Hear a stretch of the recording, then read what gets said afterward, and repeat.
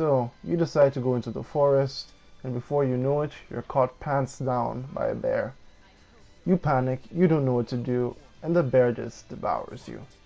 This is what it's like more or less for Tekken on beginner and intermediate ranks when facing a Panda or a Kuma. These guys do a ton of damage, and because many people don't really know the matchup, these guys just get away with gimmicks.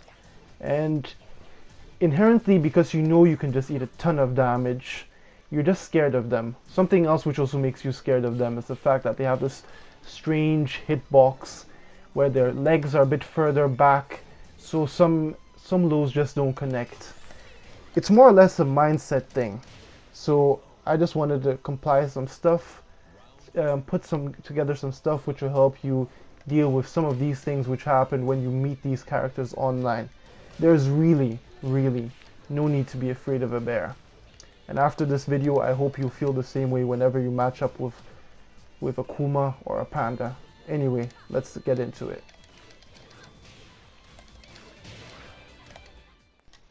Okay, the first move is 1+2, 1+2, 2.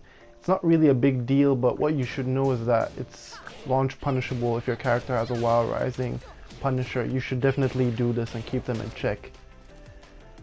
Next up we have this move. If you know it, is very annoying. The problem is that the last hit comes out delayed, so you think it's your turn. But what you can do, of course, is either block or duck it. So you wait for the last moment and duck, and then of course launch punish it. Let's talk about lows. Down, back, 4. People like to call this a hell sweep, but actually it's more of a snake edge. A bite a bit quicker. It's side walkable, but not really side steppable. And I call it snake edge because you can actually see and react to it. You just have to get used to it. So you put yourself in practice mode.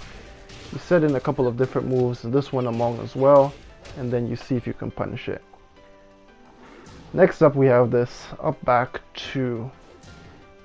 Just like with down back 4, it is launch punishable and it is seeable.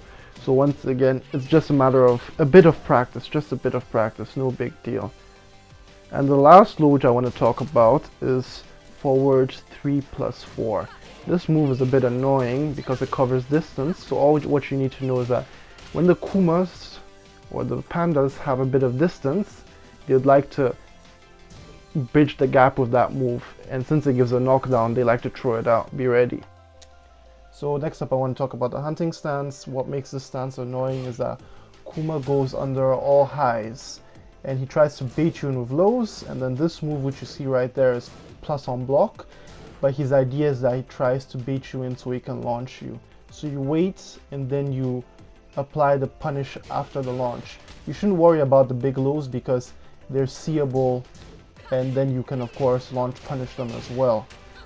You shouldn't fear this stance. You just take your time, slow down the pacing of the game. I'd also want you to pay attention to moves you currently see in the background. These moves transition into the hunting stance and therefore cannot be punished by highs. You should therefore be looking to punish them with mids. Next up is this gimmick stance you all know.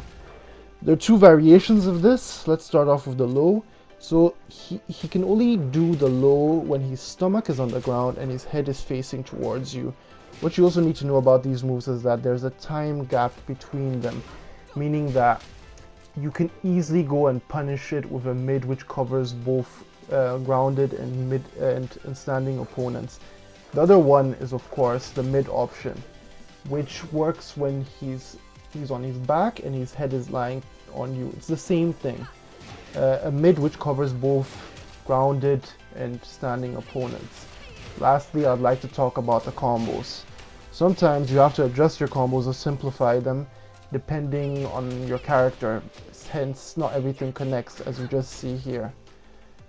Anyway, thanks for watching this video, and I hope you found something useful, and thanks for watching, and maybe subscribe. I'm out.